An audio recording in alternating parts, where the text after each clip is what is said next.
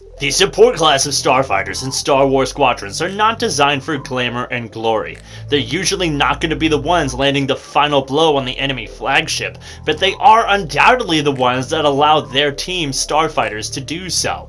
And if you've ever watched Star Wars Squadrons played competitively, you'll know there's one support loadout that is dominant among every team. What's up, you guys? I'm not amazing, I'm just mediocre, and we're here today to talk about the support class and the competitive player's loadout of choice when it comes to helping their team take the victory in fleet battles and squadrons tournaments. We're going to talk about these components and then show you how to use these ships in fleet battles. The components are going to be the same whether you're using the Reaper or the U-Wing. They have identical choices. Starting off with the primary weapons, we have ion cannons to help us strip shields and disable starfighters, but that's not really your main job. Your main job has to do with the next components. First off, we have targeting beacons, which are extremely powerful. They have a damage multiplier of 130%. So what that means is 30% extra damage on top of what you already have. And that lasts 20 seconds. You can lock on up to 4 targets at a time, and that lock-on range is 1,250 meters. So quite a long range, and a cooldown time of 30 seconds. So that means only 10 seconds of downtime in between getting this locked on and being able to follow it up with another targeting beacon. Moving on, in the next auxiliary slot, we're going to be taking the Squadron Mask. This extremely powerful component allows you to hide all nearby allies, helping your team ambush enemies or retreat to safety. It has a duration of 10 seconds and a lock-on range of 750 meters, so it can allow your team to get that sneak in past the enemy front lines of interceptor and fighter defense and land their hits and damage on the objectives. Combine that with the 30% extra damage from the targeting beacons and you have a recipe for destruction of the enemy capital ships. Rest of the components are kind of up to you. The chaff particles are the countermeasures of choice. I'm carrying the deflector hull to give me that extra shield health, relying on my shields to save me. And I'm carrying the resonant shields to have no shield decay and that laser recharge rate when I have them overcharged. Engines, since there isn't something that gives me extra boost charge like the jet engine, I'm just going to go ahead and go with the propulsion engine because I like that extra acceleration personally. Now, actually getting into the fleet battle, the first dogfight is going to be really important to win. We all know this, and that targeting beacon and Squadron Mask can help you do that.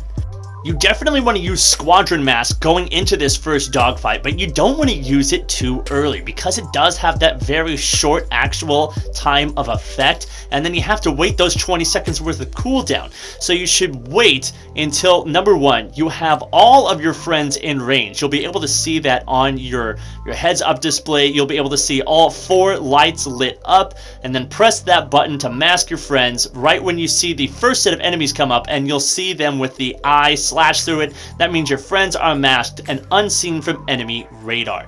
Now, after that, or immediately at the same time if you can, you want to follow it up with those targeting beacons. Just like the mask, but on the opposite side, you'll see the targets start to lock on and stack up. If you can, you definitely want to get the Corvette or Raider in with that targeting beacon as well. Not only are those ships just wreaking a ton of damage on you and your friends, but they're also worth a ton of morale points and extremely valuable to go out of your way to destroy. So if you do manage to tag that Corvette or Raider in the first dogfight, what you want to do is immediately follow up that targeting beacon with your ion cannons. It's actually insane how fast the shields will drop on a Corvette or Raider when you have those overcharged ion cannons combined with the targeting beacon. So you have that extra 20% from the overcharge plus extra 30%.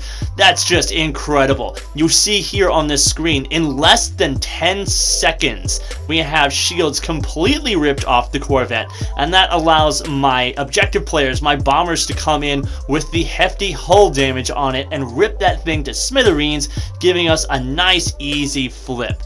And this is also the same thing that I will do on every single defense, is I will go out of my way to go ahead and seek out that Raider or Corvette straight away. First thing, as soon as it gets close enough, I'm going to hit it with the targeting beacon, use my ion cannons to strip it of shields, and make sure my objective players are on the same page as me so that they can immediately follow up my shield strip with their actual hull damage with their proton lasers.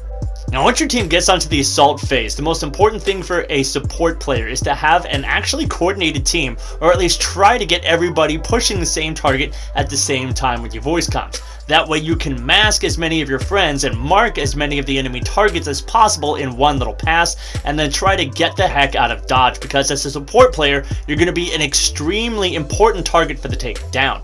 But we'll talk about that in just a moment.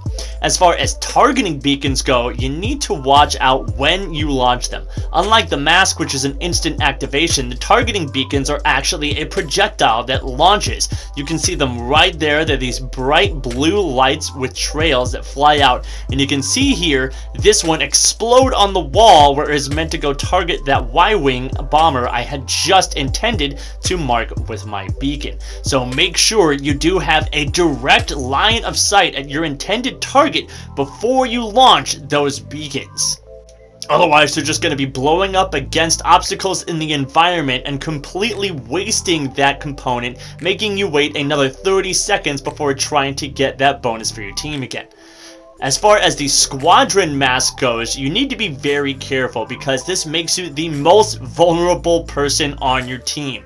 If everybody else is hidden, that makes you the only target for anybody to shoot, and more often than not, you will likely find yourself being the most deaths on your team. So you do have to be very careful about trying to fly away safely.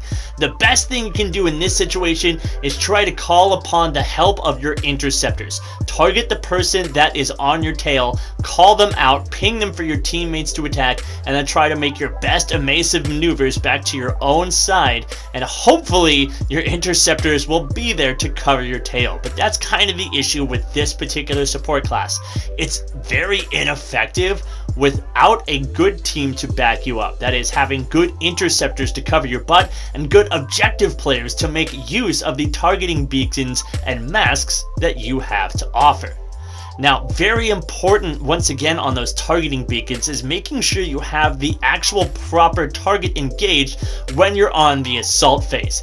You have up to 5 enemy starfighters plus your objectives to target, so you want to make sure the objective is actually among the targets. You will be able to see the nice green diamond around it before you launch your targeting beacons, so make sure that it's actually locked on and engaged, because it's going to be a pain in the butt if you waste your targeting beacons on the enemy players without actually getting the objective done. It's extremely valuable for your team to be doing that extra 30% damage to the enemy capital ship. One final note about those targeting beacons is that 30% damage applies to collision damage as well. So if you have an enemy that's targeting beaconed and they're trying to joust you, just give them a good old ram, and more likely than not, you will actually come out on top of that joust engagement if you're doing your shield management properly. Well, I hope you guys learned something from watching this video. If you did, drop a like on this video, and if you want a little bit more insight into the competitive scene of Star Wars Squadrons, then click the video you're going to see on your screen right now. I recently got to sit down with Scout Waka, member of Splinter Squadron, who just took home first place in the recent Calrissian Cup, and talked about that win as well as the Squadrons Championship League that he co-founded to have more competitive scene in Squadrons. Hope to see you in that one. In the meantime, I'm not amazing, I'm just mediocre, and I'm out.